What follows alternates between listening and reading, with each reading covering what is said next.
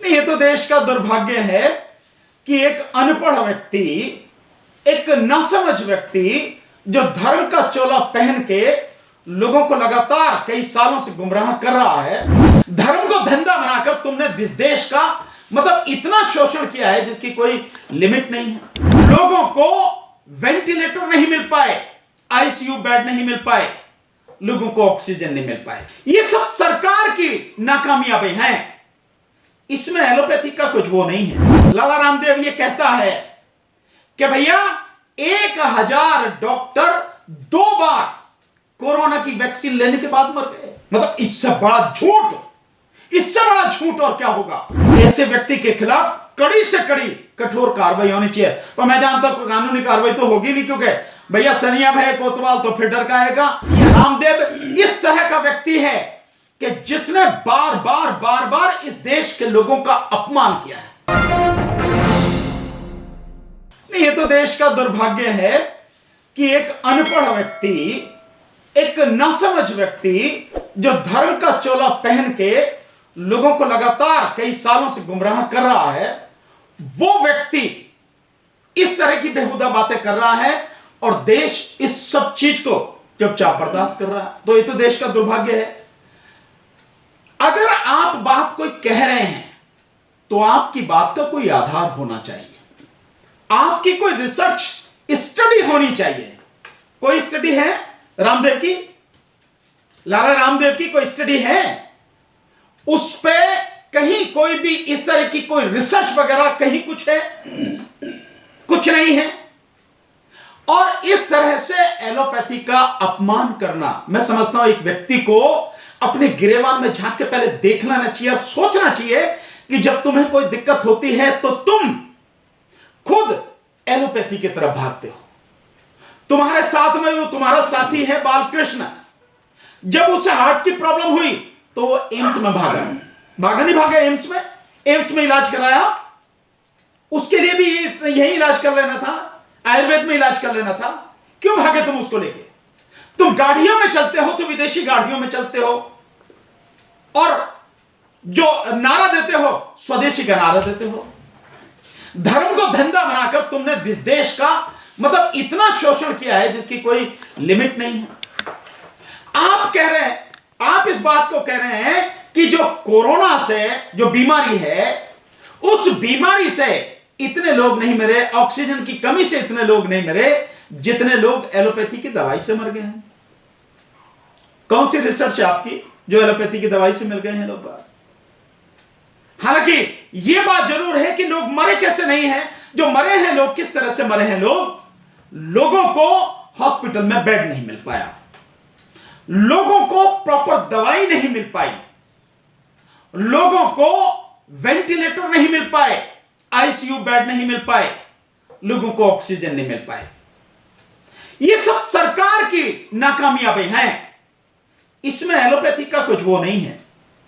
हां, हो सकता है कि जिन लोगों ने इस व्हाट्सएप यूनिवर्सिटी के माध्यम से डॉक्टर से सलाह लिए बिना ही जो व्हाट्सएप पे चल रहा है उसी को नासमझी में इस्तेमाल किया हो और उससे दिक्कत हो गई हो, उससे हालत बिगड़ गई हो, यह तो हो सकता है, ये तो मैं मान सकता हूं। लेकिन अगर किसी ने प्रॉपर तरीके से ट्रीटमेंट लिया है, एलोपैथिक का ट्रीटमेंट लिया है, मैं नहीं मानता कि उसे कहीं कोई दिक्कत आई। मैं खुद इस बात के लिए मैं आपके सामने हूं। मैं केवल मैं नहीं हूं, मेरे घर में, मेरे परिवार में मेरी माताजी, मेरे छोटे भाई, इनको कोरोना हुआ। मेरे छोटे भाई की जो सिस्टर इन लॉ है उनको कोरोना हुआ, उसकी मदर इन लॉ को कोरोना हुआ। सबने ट्रीटमेंट लिया, सब बिल्कुल ठीक है, एलोपैथिक ट्रीटमेंट था। तो यह कहना कि एलोपैथी से जो मर रहे हैं, और एक बहुत ही दुख की बात है, बड़ी अफसोस की बात है, और मैं यूं कहता हूं बड़े गुस्से की बात है। देश को इस बात पे गुस्सा आना चाहिए, क्रोध इस बात पे आना चाहिए कि जिस समय लाला रामदेव ये कहता है कि भैया 1000 डॉक्टर 2 बार कोरोना की वैक्सीन लेने के बाद मर गए। मतलब इससे बड़ा झूठ, इससे बड़ा झूठ और क्या होगा। मरे हैं कुछ डॉक्टर, उनकी डेथ हुई है, 2 बार वैक्सीन लेने के बाद भी हुई है, लेकिन 1000, इससे बड़ा झूठ। मैं समझता हूं इस तरह से पूरे देश को गुमराह करना और देश की एक ऐसी जो मेडिकल एक ट्रीटमेंट है जिसने लाखों नहीं करोड़ों लोगों की जान बचाई है, उसके विषय में भ्रम फैलाना, उसके विषय में झूठ बोलना, उसको अपमानित करना, उससे जुड़े हुए तमाम डॉक्टर्स को अपमानित करना, देश को अपमानित करना, दुनिया को अपमानित करना, मैं समझता हूं इससे बड़ा जघन्य कोई अपराध होगा नहीं। ऐसे व्यक्ति के खिलाफ कड़ी से कड़ी कठोर कार्रवाई होनी चाहिए। पर मैं जानता हूं कानूनी कार्रवाई तो होगी नहीं, क्योंकि भैया सनिया भाई कोतवाल तो फिर डर का आएगा, तो मोदी जी उनके जिनके लिए उन्होंने जो काला धन लाने का प्रचार किया, और अब भी इस कोरोना में जिस तरह से सरकार फेल रही है उसको बचाने के लिए जिस तरह से लाशों पर ये राजनीति कर रहे हैं और मजाक बना रहे हैं, जो लोग चले गए उनका मजाक बना रहे हैं, इससे भयानक स्थिति नहीं तो उनके खिलाफ क्या होगा? कुछ भी नहीं होगा। नहीं, मैं तो कहता हूं रामदेव पर केवल आयुर्वेद उनको आईएमए को ही नहीं, सभी डॉक्टर्स को मुकदमा करना चाहिए। मैं तो ये बात कहता हूं, बल्कि देश के लोगों को मुकदमा करना चाहिए। जो लोग एलोपैथिक दवाई से ठीक हुए हैं उन सारे लोगों को इसके खिलाफ आवाज उठानी चाहिए। मतलब आप इस तरह से ये सारी चीजें कर रहे हैं, दुर्भाग्य इस बात का है। और मैं इससे भी बड़ी एक बात ये कहना चाहता हूं कि जब तुमने ये बयान दिया है तो स्वास्थ्य मंत्री के कहने के बाद, केंद्रीय स्वास्थ्य मंत्री के कहने के बाद अपना बयान वापस क्यों लिया? अगर हिम्मत थी तुम्हारी और तुम बिल्कुल सही थे तो जो बयान दिया था उसी बयान को रखना था ना, उसी बयान पर कायम रहते ना, कहते कि नहीं जो मैंने कहा है वो बिल्कुल सही है, उसे सिद्ध करके दिखाते। लेकिन ये रामदेव इस तरह का व्यक्ति है कि जिसने बार बार इस देश के लोगों का अपमान किया है। आप देख रहे हैं कि कोरोना से जिस भयानक तरीके से लोग मरे हैं, एक एक घर में 3-3 लोगों की मौत हो गई, 2-2 लोगों की मौत हो गई, उनके दिल पर क्या बीत रही होगी जब ये बकवास कर रहा है, मतलब जिस तरह की ये बातें कर रहा है। तो इस चीज को जरा और हंस रहा है, कह रहा कि ले सिलेंडर, कहा तेरे अंदर जो 2 सिलेंडर है, लेने जितनी ऑक्सीजन भरनी है, भाग कह रहा जो ऑक्सीजन नहीं है, बेड नहीं है, और ये नहीं है, सिलेंडर नहीं है, मैं कहां भाग रहा बाब रे। और नकारात्मकता, ये इस तरह से पूरे देश को अपमानित करना, लोगों की भावनाओं को जले पर नमक छिड़ना, घाव पर छुरी चलाने जैसा है। इसलिए ऐसे व्यक्ति को मैं समझता हूं बख्शा नहीं जाना चाहिए और देश के लोगों को इसके खिलाफ कड़ी कार्रवाई करनी चाहिए। सरकार नहीं करेगी क्योंकि सरकार का तो पाला हुआ है, सरकार के लिए तो वो काम ही कर रहा है, सरकार के लिए तो वो फंडिंग भी करता है। ये जितना सब कुछ उसका चल रहा है धर्म की आड़ में, जो देश के लोगों की भावना से खिलवाड़ करके वो धंधा कर रहा है, और उसके कितने ही जो उत्पादन हैं जो मानक, जो भारतीय मानकों पर खरे नहीं उतरते हैं, लेकिन फिर भी चल रहे हैं। नहीं, निश्चित रूप से भाई एटीएम साबित हो ही सकता है, हो ही रहा है एटीएम, सरकार के लिए फंडिंग तो कर ही रहा है, सारी चीजें कर रहा है सरकार के लिए, आरएसएस के लिए, ये जो सारी चीजें हो रही और किसके लिए है बताओ ना आप?